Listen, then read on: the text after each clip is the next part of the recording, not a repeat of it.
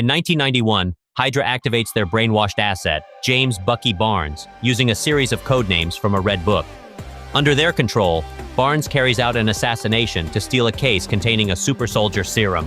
1 year after the Avengers defeated Ultron in Sokovia, Captain America, Black Widow, Falcon, and Scarlet Witch try to stop Crossbones from acquiring a biological weapon in Lagos. Despite their efforts, Crossbones obtains the weapon, but stays behind, blowing himself up in an attempt to kill Cap. Before dying, he reveals Barnes was the intended buyer. Wanda's attempt to contain the explosion accidentally destroys a building, killing Wakandan aid workers. This incident prompts U.S. Secretary Ross to share the Sokovia Accords with the Avengers, a UN oversight committee to regulate their operations. The team is split. Tony Stark supports the Accords due to his Ultron mistake, while Steve Rogers mistrusts government control. Vision argues their power invites challenges. Stark, Rhodes, and Vision sign, while Clint retires and Wanda's status is undecided. The theft of the serum by Barnes years ago connects to the current debate around monitoring the Avengers through the Accords in the aftermath of the Lagos tragedy. At a conference in Vienna to ratify the Sokovia Accords, a bomb kills the king of Wakanda, T'Chaka. Security footage frames Bucky Barnes as the bomber, prompting T'Chaka's son, T'Challa, to vow vengeance against him. Sharon Carter informs Steve Rogers of Barnes' location and the government's intent to kill him. Rogers, with Sam Wilson's help, tracks down his old friend Barnes in Bucharest. Barnes pleads innocence in the Vienna attack. In an ensuing confrontation, Rogers, Wilson, Barnes, and the Black Panther, T'Challa, are all arrested by authorities. Meanwhile, Wanda is confined by Vision on Stark's orders, solidifying her stance against oversight. Stark nearly convinces Rogers to sign the Accords, but Rogers refuses when he learns Wanda is essentially a prisoner. A mysterious figure, Zemo, locates and kills Barnes' former Hydra handler to obtain a book containing brainwashing code words to control Barnes. At the Berlin facility holding Barnes, Zemo triggers his compliance with the words. Zemo meticulously lays his trap, questioning the brainwashed Barnes about a top-secret mission report from 1991 involving the death of Howard and Maria Stark. He preys on Barnes' fragmented memories, exploiting the Winter Soldier's deadly programming still lurking within. With cold calculation, Zemo sends Barnes on a brutal rampage, creating a diversion to mask his true intentions. Rogers, his instincts sharp, quickly realizes something is wrong and races to intercept the mindlessly violent Barnes. An epic clash ensues as Rogers tries desperately to subdue his longtime friend without gravely injuring him. The two super soldiers engage in a relentless flurry of punishing blows, their augmented strength colliding with earth-shattering force until Rogers finally manages to restrain the rampaging Barnes.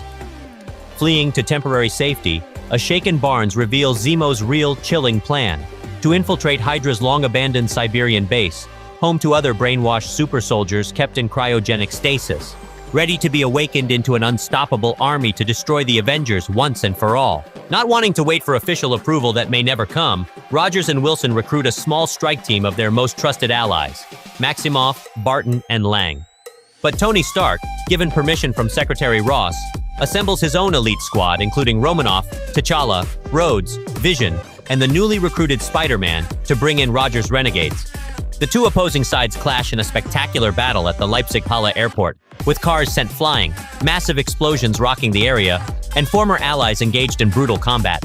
Spider-Man's incredible abilities are put to the ultimate test against the combined might of Rogers' seasoned warriors.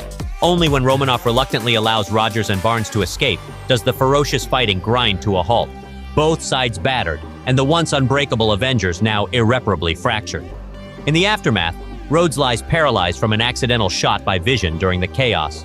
Stark realizes too late that Barnes was merely a pawn, framed by the true mastermind Zemo, a Sokovian operative seeking vengeance against the Avengers for his family's death in the Battle of Sokovia. The final showdown comes in the remote, snow-swept confines of the Siberian Hydra base, where Zemo reveals he has preemptively slaughtered the other cryogenically frozen super soldiers. Just when it seems Zemo's bloody plan has failed, he plays his final cruelest card, footage confirming it was Barnes, under Hydra's insidious control, who killed Howard and Maria Stark decades ago. Consumed by rage, grief, and a thirst for retribution, a berserk Stark viciously turns on Rogers and Barnes. The intensity of their battle threatened to reduce the complex to rubble. Only after sustaining massive damage does Rogers finally manage to disable Stark's armor, ending the violent familial bloodletting, leaving the splintered Avengers well and truly shattered. With Zemo arrested by T'Challa and his scheme dismantled, the issue of the Avengers' accountability and the rift between Stark and Rogers remains unresolved. But perhaps there is still hope for reconciliation as Stark focuses his efforts on helping a recovering Rhodes walk again with advanced leg braces, while Rogers works to free his imprisoned teammates. And in Wakanda, Barnes voluntarily enters cryogenic stasis until a cure can be found for his insidious Hydra programming, daring to dream of one day being truly free.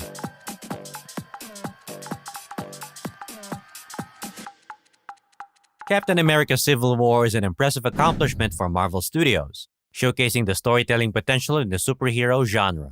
It delivers a compelling character-driven drama alongside thrilling superhero action, with Robert Downey Jr. giving his most nuanced and multifaceted performance as Tony Stark. The film provides intriguing subplots for supporting characters like Scarlet Witch and Vision, exploring their powers and limitations. The dynamics between various superhero characters, such as Scarlet Witch with Vision and Bucky with Falcon, are highly entertaining. Civil War successfully lays the groundwork for even bigger and better things to come in Phase 3 in the Marvel Cinematic Universe. While ambitious in its storytelling, Civil War relies on heavy-handed plot contrivances and less effective story twists compared to its predecessor, Captain America: The Winter Soldier. The film struggles to deliver a satisfying payoff to the intriguing questions and dilemmas presented in its first act. Steve Rogers' personal arc is not as engaging as in previous solo movies, and at times, it feels like he's pushed to the back seat in his own film. The ideological conflict between Steve and Tony is somewhat underwhelming. Established MCU characters like Hawkeye and Ant-Man received the least on-scene development, although they are given some of the best action scenes. Despite its flaws, Captain America Civil War is a great superhero blockbuster that succeeds in being as fun as any MCU film to date, while also being more mature than many of them. It's an impressive accomplishment that provides further proof of the storytelling potential in the superhero genre. While not necessarily evolving the established Marvel Studios movie brand, the movie lays the groundwork for even bigger and better things to come in Phase 3 of the MCU, with the film's writers and directors also working on the next 2 Avengers movies. And that's about it for our movie recap and review of Captain America Civil War. Stay tuned for more MCU Phase 3 in our next videos. As thanks for watching the whole video, here's a picture of a cute puppy. And if you have a movie or TV show that you want us to cover, just comment it down below. We'll make a video of it in the future. Don't forget to like and subscribe. Check out our playlist for more recaps.